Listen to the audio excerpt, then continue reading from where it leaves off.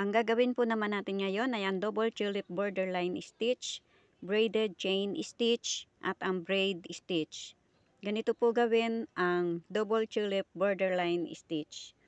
Ayan, itinusok po ang karayom mula sa ilalim ng tela at pagkahigit ay itinusok pong muli ang karayom doon sa pinagtusukan at kontrolado po nakapabilog po ang punong sinulid at inilusot po yung karayom doon sa pinabilog na sinulid. Ayan, tapos ay itinusok po muli doon sa bandang ibaba naman ng natapos na oblong na yan. At lumabas ang karayom doon sa kaliwa. At pagkatapos po ay inilusot lang po yung karayom dyan sa maliit na tahi sa ilalim. At itinusok po muli doon sa kanan at lalabas ang karayom doon sa kaliwa. Sa bandang ibaba po ng natapos na pinagsangahan na tahi. Yan. Yan. Tapos ipapasok naman po uli ang karayom diyan sa maliit na tahi. Yan. Tapos itutusok naman po doon sa kanan. Yan. Tapos na po yan pagka naitusok po dyan sa pinakang ilalim. Yan. Tapos na po ang isang session. Uulitin po natin ulit yan. Itusok ang karayom sa pinagtusukan. Yan, ganyan po. Itusok at lalabas ang karayom sa bandang ibaba sa gustong layo ng kain ng karayom. At nakapabilog po yung punong sinulid. Nang sa ganun po ay matik na po na nakasabit po yung sinulid sa karayom. Yan, tapos tatahi naman po ng maliit na tahi para lulusutan po mamaya ng karayom.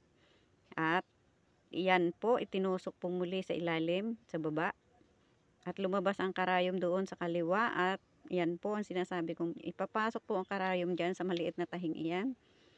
At itutusok po muli doon sa kanan. Yan, sa bandang gitna ng oblong. Depende na po sa inyo kung sa gitna or sa medyo taas pa ng oblong. Yan, at lumabas naman po sa kaliwa, bandang ibaba ng nakasanga na tahi. Yan, inilusot pong muli doon sa maliit na tahi, sa ibaba, at itinusok naman po sa kanan.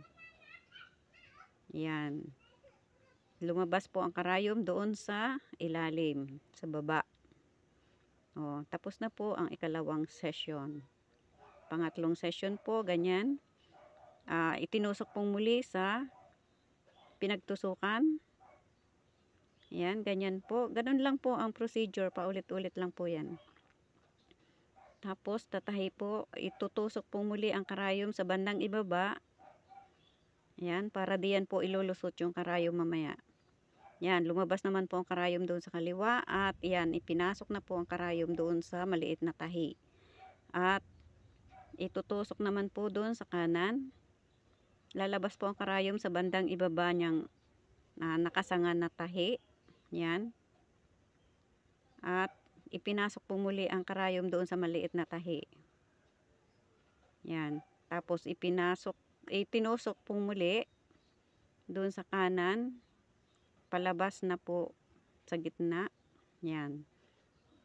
Ikatlong session. Yan na po yung double tulip borderline stitch. Yan, ganyan po ang itsura ng double tulip borderline stitch. Ang susunod naman po ngayon ay ang braided chain stitch. Yan pong double na ginawa ko ngayon. Halos parehas po yan nung una. Kaya lang nabura ko po yung aking video nung una. Ayan po yung katabi niya. Double din po yan. At ito naman po ang braided chain stitch. Ang braided chain stitch po ganito gawin. Ayan, itinusok po ang karayom sa galing ilalim.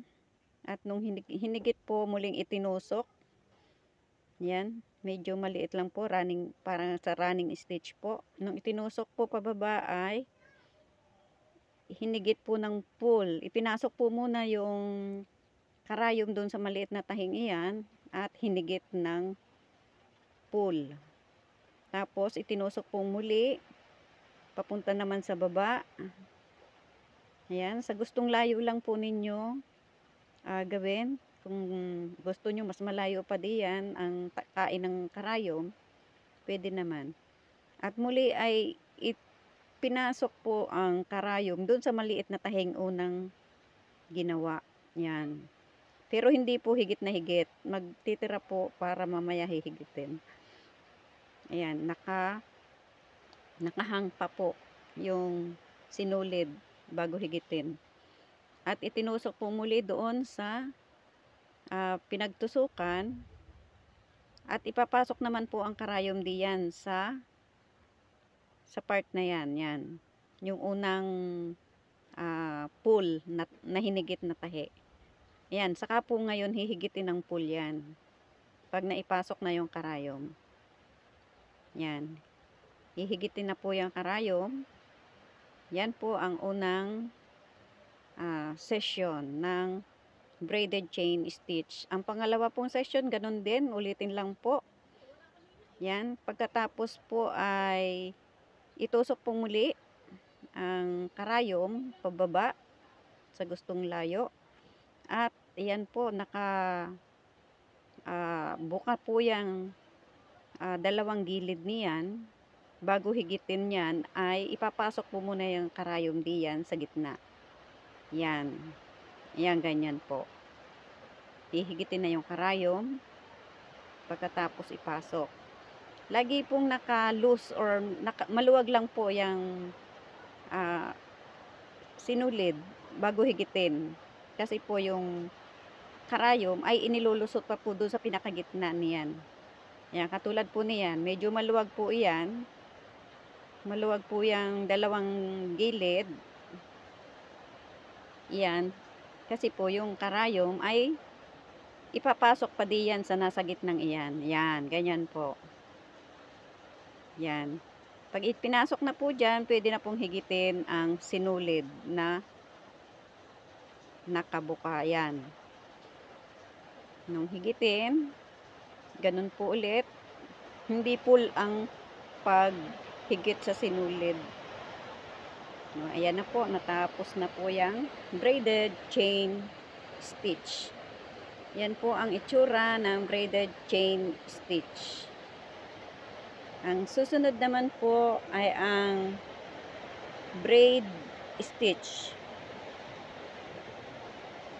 Yan po ang paggawa ng braid stitch. Ganito po gawin. Ayan, iti-twist lang po. Pagkagaling po ng sinulid galing sa ilalim ng tela, iti-twist po ang punong sinulid sa kaliwang daliri. At itutusok po sa gitna ang karayom. Yan, pagmasdan po muna ninyo ang tusok ng karayom. Yan, hinigit po ang sinulid, yung puno. Tapos, ibabaw po yung karayom doon sa sinulid. Yan.